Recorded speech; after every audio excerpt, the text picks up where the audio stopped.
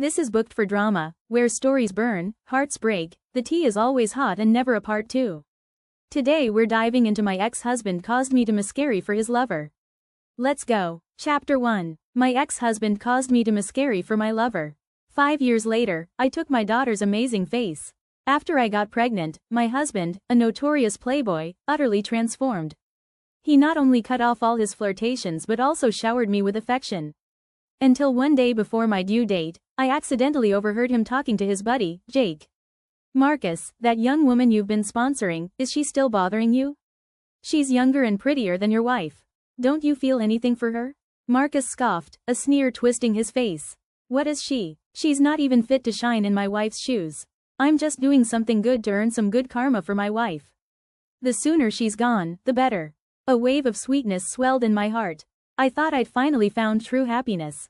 But who would have thought? The very next day, as I was on my way to the hospital, that girl drove her car straight into us.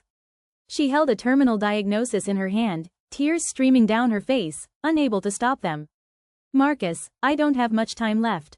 If you won't have me, are you forcing me to die to finally feel at peace?" I was already bleeding, kneeling in the car, begging Marcus to rush me to the hospital. But he ruthlessly kicked me away and locked the car doors. "Get out. If Vanessa gets hurt, neither you nor the baby in your belly will live." I was trapped in the car for an entire day and night. By the time someone found me and pulled me out, my baby's heartbeat was gone. At my lowest, Marcus actually called. "Let's get divorced first. Vanessa's condition can't wait. I need to take her abroad for treatment as her husband." Tears streaming down my face, I agreed to his demand. I clutched my baby's ashes and left that heartbreaking place. 5 years later, I was living in a remote fishing village, scavenging for junk to survive. I never expected to see Marcus again. His gaze fell on my 3-year-old daughter in my arms, and his eyes actually reddened. "Didn't I tell you to wait for me at home? And what do? You're out here picking up trash with my daughter. Look how thin she is. Are you even fit to be a mother? A 5-year-old kid is so thin. Aurora Hayes, how exactly do you take care of her as a mother? I thought you were so principled, not contacting me for 5 years. Turns out you're just out here picking up trash with the kid, huh? Don't tell me you knew I was coming for an inspection today and decided to put on this show for me?" My little daughter was in my arms, and my mind went blank, being yelled at by the man who'd suddenly appeared. It took me a while to realize who he was. It was Marcus Sterling, my ex-husband from 5 years ago. And the woman clinging to his arm, dressed in designer clothes, was none other than Vanessa Bell, the young woman he'd sponsored back then. Seeing them so intimate, I instinctively hugged my daughter tighter. My mind spun, memories dragging me back 5 years. Back then, I'd just gotten pregnant. Marcus, who was always cold and distant, suddenly started sponsoring a high school girl from an orphanage and even let her move into our home. The first time I saw Vanessa, pale and in worn-out clothes, my heart softened. Even with my baby bump, I cooked her nutritious meals. I'd stay up late, helping her with her studies, tutoring her often. Chapter 2. Under my care, Vanessa brightened up significantly, smiling more often. Her grades skyrocketed from last in class to first in her grade, and she eventually got into a prestigious university. But I never imagined that the first thing she'd do after turning 18 was to hook up with Marcus, betraying me. Seeing that I hadn't spoken, Marcus's eyes fell on my daughter. His brows furrowed, and he said with clear dissatisfaction, "Why is it a girl? My mother has been hoping for a grandson for years, and she was already unhappy with you. Now you have another daughter? How am I supposed to explain this to her?" Only then did I realize he thought the child in my arms was his. I couldn't help but let out a cold laugh. He had the nerve to bring that up? That child, our child, had died 5 years ago, suffocated to death inside me. And the one responsible for the baby's death was him the biological father. Anger churned in my chest. I took a deep breath and stepped back, hugging my daughter tightly. "You're mistaken. This child isn't yours." My clarification was cut short. Vanessa suddenly interrupted me, shaking Marcus's arm as she purred, "Marcus, I can give you children. My illness is long gone. I can have as many as you want." Marcus affectionately pinched her nose, smiling.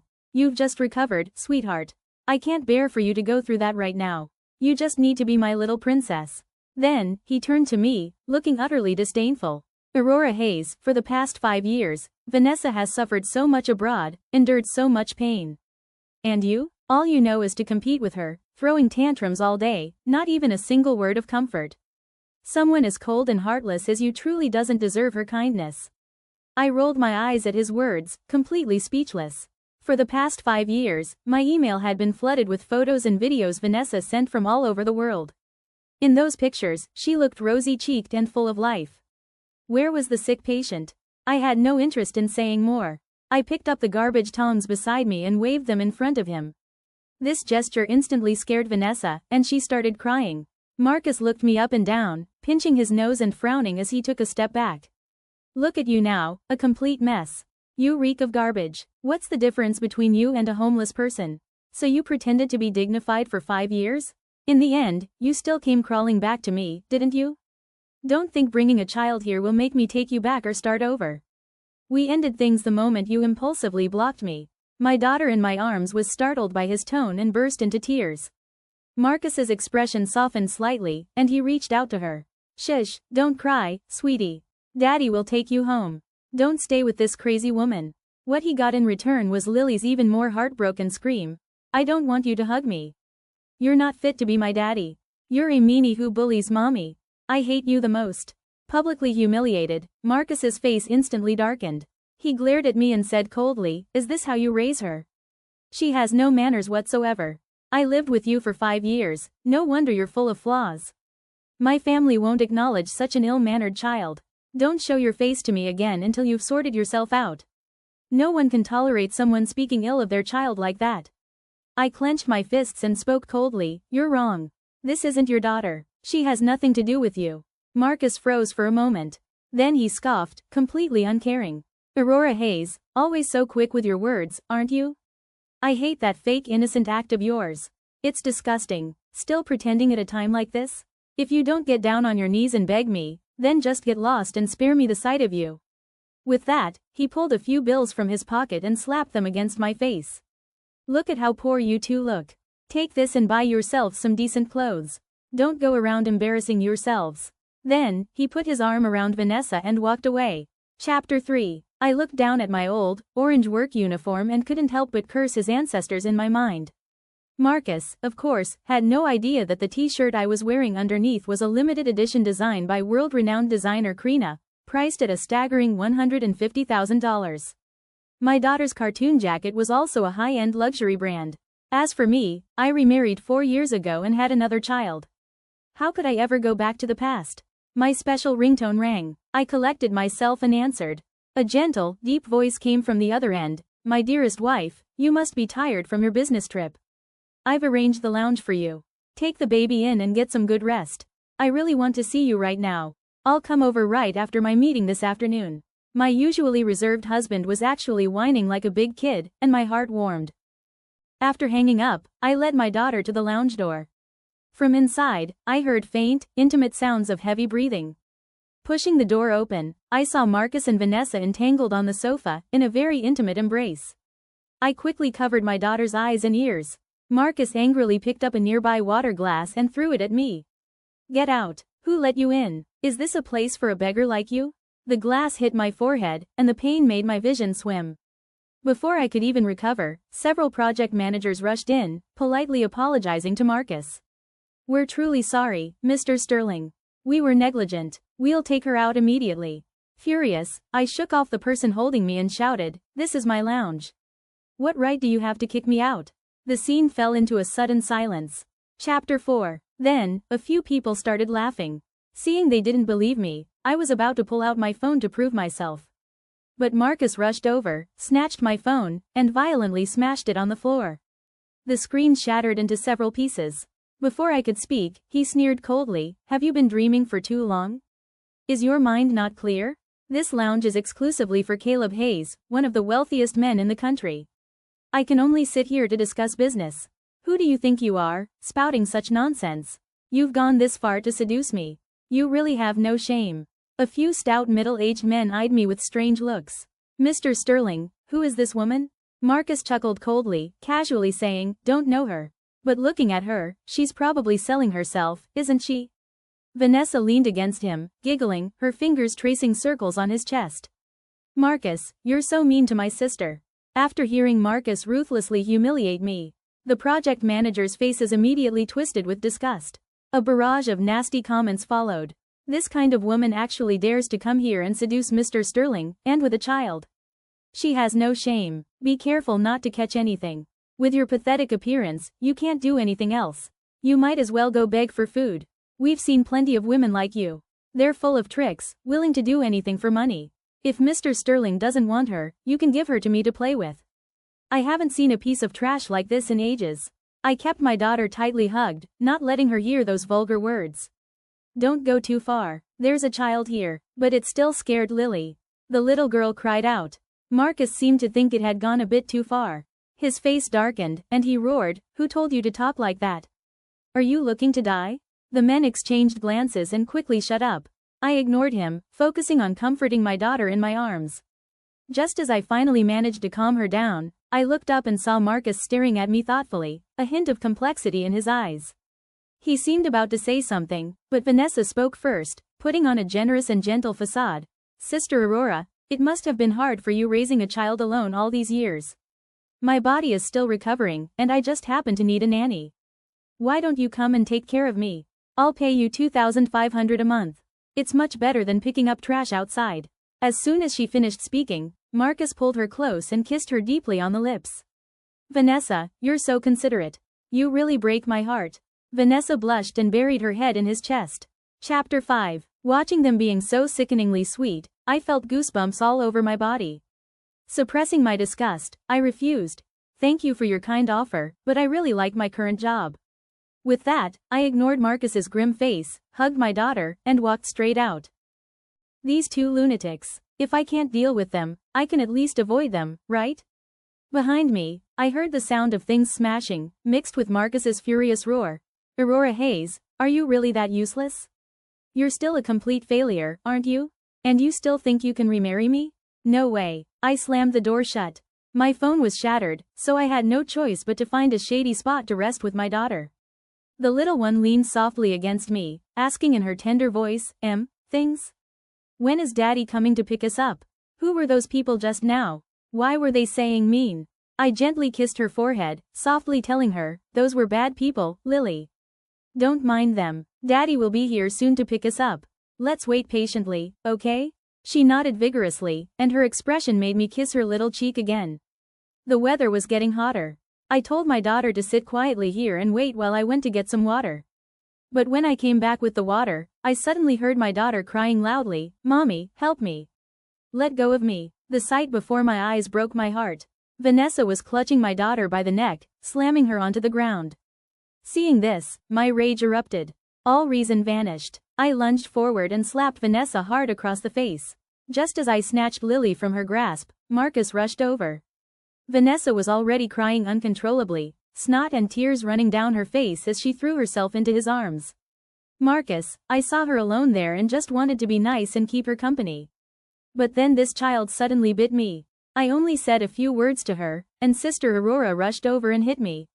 Marcus looked at the red mark on her face and the teeth marks on her hand. His face instantly turned cold, his eyes blazing with fury. "Aurora Hayes, how dare you lay a hand on my woman? You truly don't respect me." Chapter 6. He grabbed my hair and ruthlessly kicked me in the chest. The kick was so heavy that I coughed up blood. My chest throbbed with excruciating pain, as if my whole body was falling apart. "Mommy, Mommy." My daughter's heartbreaking screams came from behind me. Marcus didn't seem satisfied. He turned and slapped my daughter, sending her sprawling onto the ground. "You little brute. If your mom can't control you, I'll teach you a lesson." Hearing my child's cries, my heart twisted with pain. I struggled to crawl towards her, but Marcus stepped on my head, pinning me to the ground. Vanessa walked over, hugged my crying daughter, and clamped her hand over Lily's mouth, forcibly muffling her cries. Lily's face turned bright red from holding her breath. "Sister Aurora, since you don't know how to raise a child, making her suffer so much, why don't you let me take her?" Marcus looked down at me with a cold sneer. "Stop talking nonsense. This woman doesn't deserve to be a mother. The child belongs to me today. You'll never see her again." His leather shoe pressed down heavily on my back, and he continued with his cruel words, "She can't even control a child. If this keeps up, this little brat will grow up to be just like you, causing trouble. Might as well get rid of her now." "Marcus, I shrieked, suddenly grabbing his ankle, my nails digging into his flesh. I screamed the truth hysterically. She's only 3. She's not your child at all. She's Caleb Hayes' child, and I'm Caleb Hayes' wife, the current Mrs. Hayes. As my voice echoed, everyone's faces instantly changed. Then, piercing laughter erupted. Ha ha ha, Mr. Sterling, what is this woman spouting? If she's Mrs. Hayes, then I must be the richest person in the world. Are you serious? Is she out of her mind? What nonsense. Everyone knows Mr. Hayes' wife is a beautiful, elegant woman. This tramp, picking up garbage, thinks she can compare? Yeah, and the Hayes family only has one young master.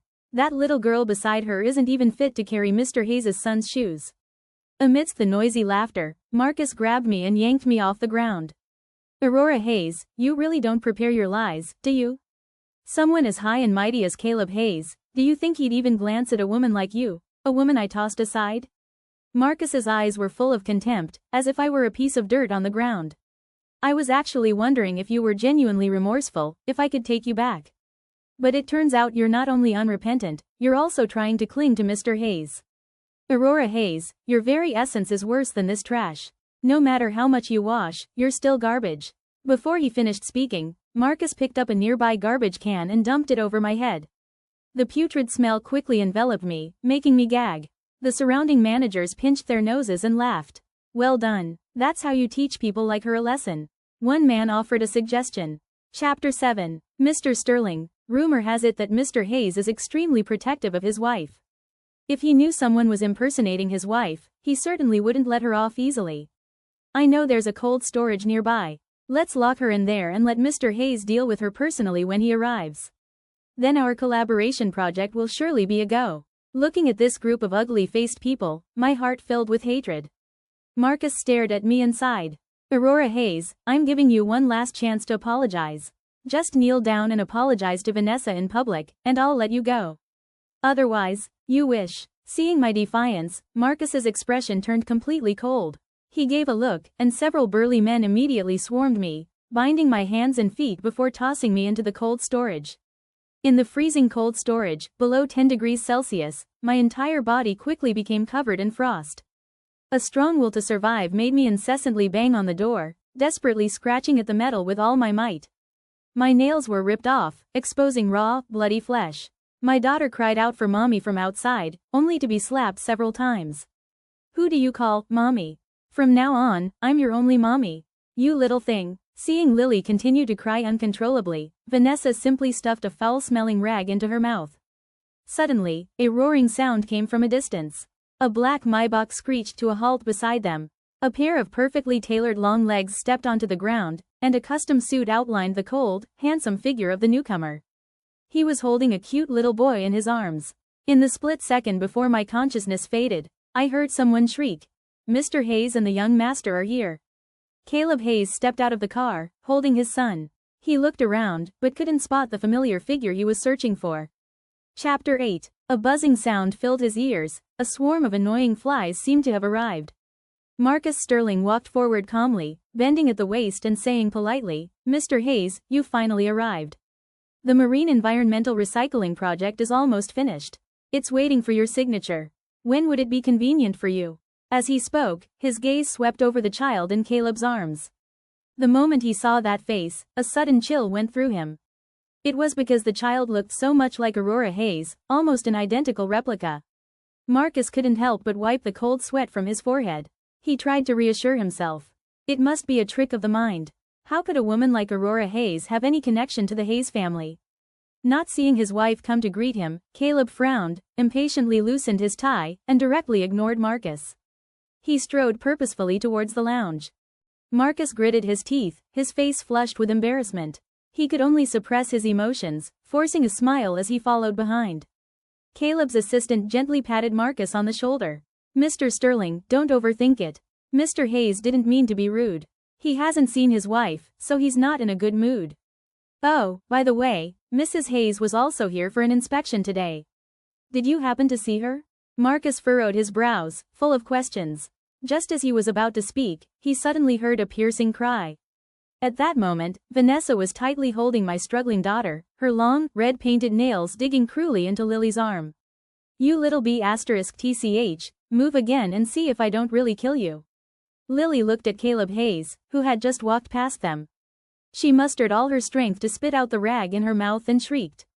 Daddy. Chapter 9. Caleb Hayes abruptly stopped. The son in his arms rubbed his Mrs., asking softly, Daddy, I think I heard my sister calling someone. Caleb's eyes darkened. His gaze locked directly onto Vanessa's location, a hint of sharpness and suspicion in his eyes. Marcus's heart sank. He immediately stepped in front of Vanessa and nervously said, Mr. Hayes, that's my daughter. She's very unruly, and her mother is disciplining her. But just then, the little boy in Caleb's arms suddenly struggled to get down, pointing at the little girl standing there, his voice urgent, Daddy, look at her hand. That's my sister's bracelet. Marcus's face instantly lost all color. Vanessa panicked and quickly denied, Mr. Hayes, the child must have seen wrong. How could a little girl like this? Ow! Before she could finish speaking, a heavy kick landed on her chest. Vanessa clutched her chest, curled up on the ground, crying loudly, in extreme pain. Daddy! The little girl broke free and rushed over, throwing herself into Caleb's arms and bursting into tears. Seeing his daughter's swollen cheeks and scratch marks on her body, Caleb, a doting father, instantly had red eyes. He quickly draped his jacket over her and pulled her into his embrace to comfort her. The bodyguards behind him swiftly moved forward, restraining Vanessa, who was still wailing on the ground, forcibly dislocating her arm joints. Her agonizing screams lingered in the air for a long time. After his daughter's emotions had stabilized, Caleb coldly stepped on Vanessa's head, his eyes full of fury and coldness, his voice as icy as winter. Who gave you permission to touch my daughter? Do you even deserve to? Vanessa was pinned to the ground, trembling with fear. Mr. Hayes, I truly didn't know she was your daughter. Please, spare me this once. But Caleb refused to listen, pressing his foot down harder. At that moment, Lily weakly tugged at his clothes. Daddy, please save Mommy. They locked her in the warehouse. At these words, the faces of all the project managers present turned deathly pale. No one dared to speak. Marcus's legs gave out, and he sank to the ground, muttering in disbelief, impossible. How could Aurora Hayes be Mrs. Hayes? The child should be mine. But Caleb didn't acknowledge him. After handing his daughter to his assistant, he turned and gave an order, keep an eye on everyone here. Don't let anyone leave, I'll settle accounts with each of them once I bring my wife back. As soon as he spoke, he rushed straight to the cold storage. Seeing me shivering in the corner, on the verge of unconsciousness, Caleb's heart clenched. His hands trembled as he gently picked me up. Wife, I'm so sorry I'm late. Feeling his familiar, warm presence close to me, my frozen body slowly began to regain warmth. I struggled to open my eyes, my voice weak and raspy. Husband, it really hurts. Caleb didn't hesitate. He wiped away the dirt on me and carefully carried me to a quiet room. A private doctor immediately arrived to check my injuries.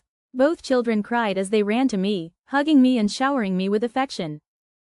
Leo puffed out his cheeks, clenching his small fists, his voice childish yet serious. Mommy, what happened to you and Lily can't be let go. Those bad people need to pay. I smiled weakly, stroking my children's heads. The outside world always believed Caleb Hayes had only one son. In fact, I had given birth to fraternal twins, a boy and a girl. But because the Hayes group was in a crisis at the time, constantly facing threats and extortion, Caleb, to protect our daughter's safety, had to keep her existence a secret and never dared to let her appear in public. He looked at me gently, stroking my face, and promised in a low voice, the bad guys are all under control. I will make sure everyone who wronged you pays the price they deserve. Don't be afraid. I leaned against him, feeling safe, and nodded softly. The children were taken out by the assistant. A group of people, their faces bruised and swollen, were escorted in by security. The worst off was Marcus. His once handsome face was now swollen beyond recognition. He looked utterly dazed, like a lost soul, pressed to the ground, staring blankly. Beside him, Vanessa was crying until her makeup ran, making her look a bit frightening. As soon as the project managers entered, they knelt before Caleb Hayes, their foreheads hitting the ground with loud thuds. Chapter 10. Mr. Hayes, we were blind. We truly had no idea they were Mrs. Hayes and the young miss. If we had known, we wouldn't have dared to touch them even with 10 times the courage. Exactly. A man in the corner quickly stood up, trembling as he pointed at Marcus and Vanessa, shouting, these two tricked us.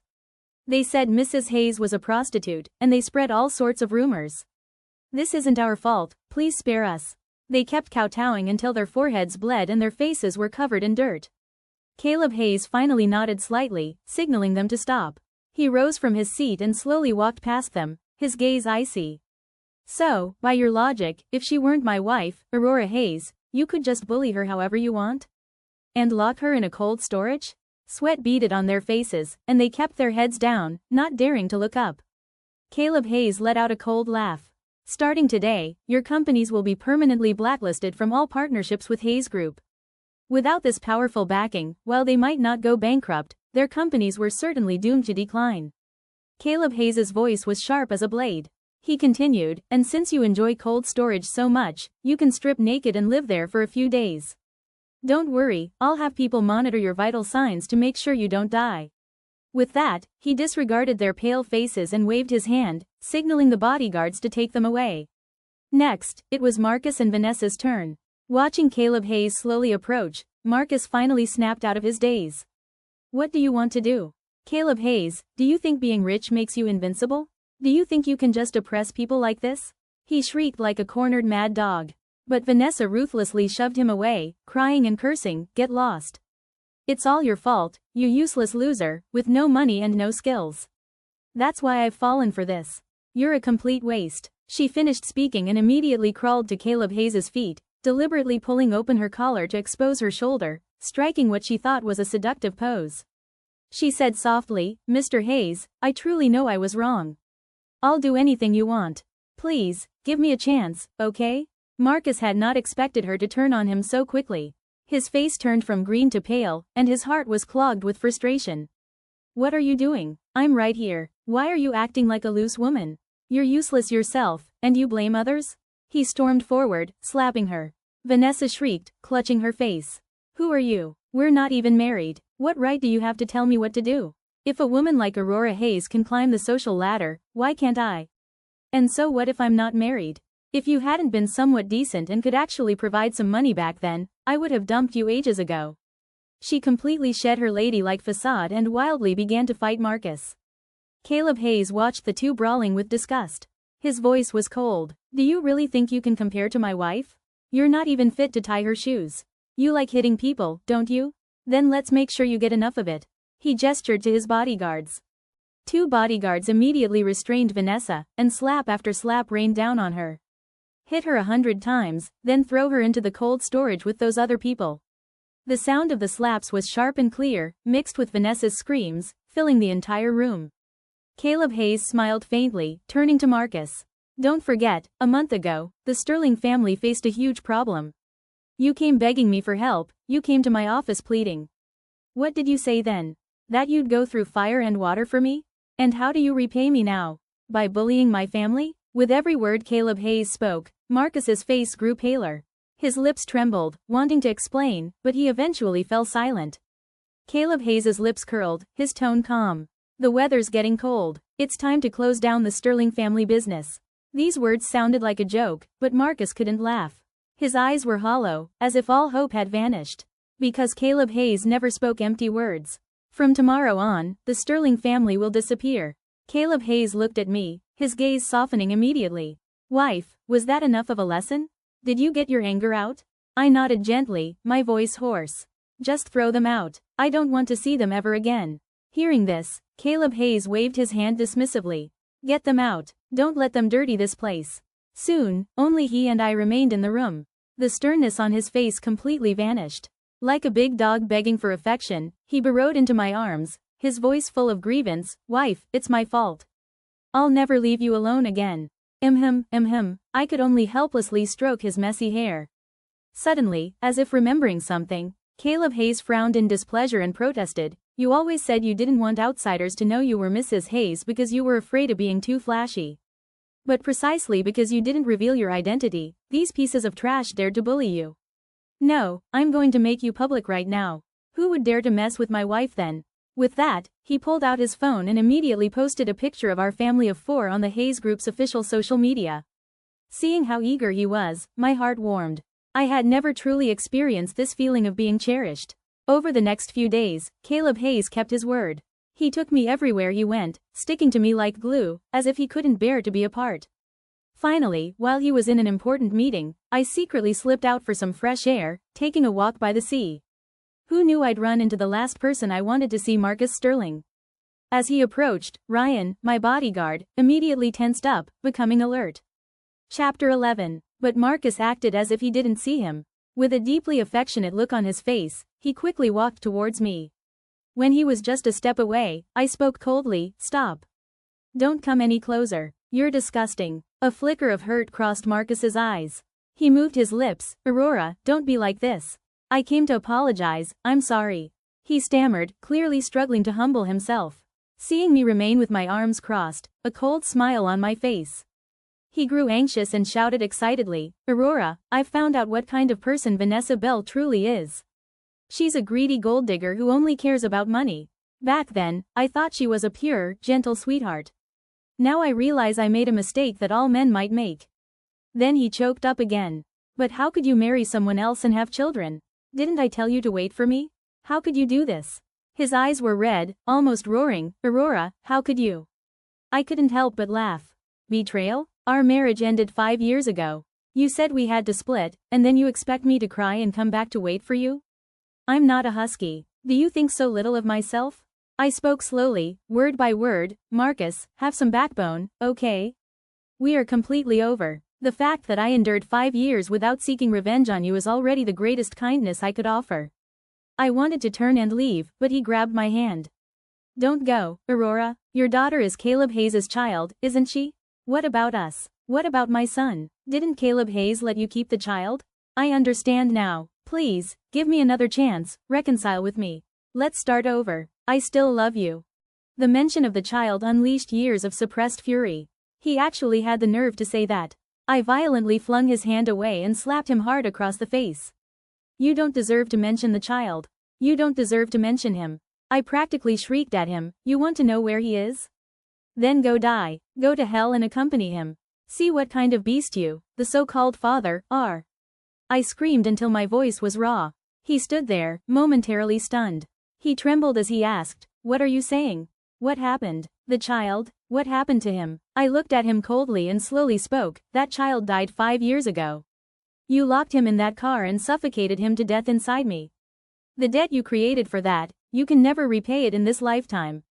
His entire world seemed to shatter before his eyes, without warning. He suddenly fell to his knees, covering his face with his hands, tears streaming down. He kept muttering, "No, I didn't know. I really didn't know." He suddenly gritted his teeth. "It must be Vanessa's fault. It's all her doing." Seeing him like this, I sighed and stared at him scornfully. "She did a lot of bad things, that's true. But are you completely blameless? You were messing around behind my back, abandoning your wife and child, only thinking about your own pleasure. You are even more despicable than her. You two are two of a kind. I used to be terrified of you two being entangled, but now I sincerely wish you'd get together and stay together forever." I added, "And, you'd better not appear in front of me again in this life. Otherwise, I'll truly make you regret not dying sooner." With that, I turned to leave without looking back. But behind me, Marcus's hoarse shouts echoed, "Men are all like this. I'm just a bastard. But do you think Caleb Hayes is any better? He's just all show and no substance. Aurora Hayes, do you really expect to be happy with him? Impossible. Only I am your destined person." Hearing his repulsive words, I took off, walking even faster. My bodyguard grabbed Marcus and dragged him away. He yelled and screamed outside, his voice slowly fading into the distance. I threw myself into Caleb Hayes' embrace. He wrapped his arms around my waist, then gripped my chin without a word, lowering his head to kiss me. "Ignore him. Nothing that trash says is worth believing. Next time this happens, have security kick him out directly. Don't take anything he says to heart. I've always lived an honorable life and understand my responsibilities as a husband. We're truly a match made in heaven." Hearing Caleb Hayes' words, I couldn't help but smile. Perhaps it was seeing Marcus that had caused such emotional turmoil. I suddenly remembered when Caleb and I first met. At that time, I was physically and mentally exhausted, my entire being in a terrible state. I had come to the beach with my deceased child's ashes, intending to scatter them into the sea for burial. But in my dazed state, I walked into the water, deeper and deeper. Just before I passed out, a strong, firm hand hit my wrist, pulling me back. The first thing I did when I opened my eyes was smell the pungent scent of disinfectant. I looked up and saw a pair of eyes as deep as ink. Although I don't know what you've been through, please live bravely. Your child would want his mom to be happy. Those were the first words Caleb Hayes ever said to me. From then on, he began to appear frequently in my life. After learning about what I had endured, he didn't pry. Instead, he quietly stayed by actions. By my side, comforting and accompanying me through his. He took me to see a therapist, accompanied me shopping, on walks, and to dinner, slowly healing my heart through his own methods. Later, he confessed his feelings and proposed to me. Knowing I had some fear of marriage. The day before we officially registered our marriage, he transferred most of his assets to my name and signed an agreement. If he committed any infidelity after marriage, he would leave with nothing. Aurora, marriage shouldn't be a burden to you. I want to be your rock. I will never do anything to betray you. Perhaps there was some truth to what Marcus said. But all this time, Caleb Hayes' actions have given me so much peace of mind. Even if he were to betray me one day, I would still have the confidence to start over. The next time I heard about Marcus, I had already moved back to the city. The police suddenly called me. Ms. Hayes, your former husband is holding a woman hostage at knife point. He wants to see you. The situation on site is extremely critical. Please come and cooperate in persuading him. My heart tightened. Even if Marcus was desperate, he wouldn't do something so extreme, would he? When I arrived at the scene, Marcus was standing at the edge of the building's roof, a knife at Vanessa's throat. Her face was pale, and her clothes were stained with blood. It looked like she wouldn't last much longer. Seeing me, Marcus's eyes reddened, and he began to cry. Aurora, you know I still love you, right? I knew you'd come. Will you leave with me? Let's start over together. I promise I'll treat you well. I listened, utterly incredulous. This man must have been kicked in the head by a donkey. He was a nationwide fugitive, and he still dared to drag me into his crimes? I looked at him coldly, my voice calm. You're wrong. I'm only here because the police ordered me to. If I'd known you were holding Vanessa hostage, I wouldn't have bothered coming. Marcus's eyes hardened, and he tightened his grip on the knife, shouting, this is all her fault. After the company went under, I tried to pick myself up, to start over with our emergency funds, but then I found out she had secretly transferred all my assets. And her so-called terminal illness was all an act. She was never sick at all. For the past 5 years, she never let me accompany her to the hospital. She just used my money to go play with male models. I felt unwell and went for a checkup a few days ago, and I found out I contracted HIV. She gave it to me. The amount of information in his rant was overwhelming. I was momentarily stunned. Marcus, however, took my hesitation as hope, staring at me with expectant eyes. I can stabilize the condition by taking medication. Can you forgive me again? No. I cut him off, disgusted. Marcus, I'm sick of the sight of you. We can never go back. I already have a loving husband and wonderful children. You're broke and sick now, and you still want me back? What a joke. Seeing my cold expression, the last spark of light in Marcus's eyes vanished. He let out 2 bitter laughs, pulling Vanessa back with him, muttering, you're right. How could a rotten person like me deserve your forgiveness? Aurora, I'm sorry. I've committed too many sins in this life. It's time for me to pay for them. If there's a next life, I'll love you properly. With that, he suddenly pulled Vanessa and leapt from the high-rise building. In the second he plunged down, a series of images flashed through his mind. Aurora Hayes was only 4 months pregnant then. Under the soft lamplight, she gently took his hand and placed it on her slightly swollen belly, saying softly, Marcus, the baby's kicking. Can you feel it? The first time he felt the baby move inside her, he was so excited he stayed awake all night, even buying several new father guides. At that moment, he swore he would become a responsible father and a worthy husband. But in the end, he failed to keep any of it. Desire had blinded him, and he had personally ruined his own life. If there were a next life, he hoped to atone for the regrets of this one. The accident happened too fast. The screams around me merged into one continuous sound.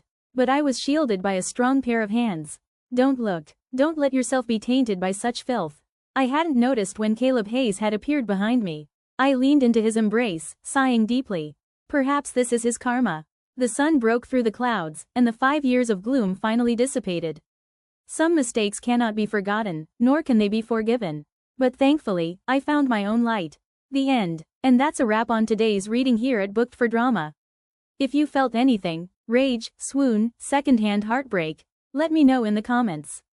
Don't forget to like, subscribe, and share with your fellow drama lovers. If you have any requests, drop them in the comments. Until next time, keep reading, and keep the drama on the page.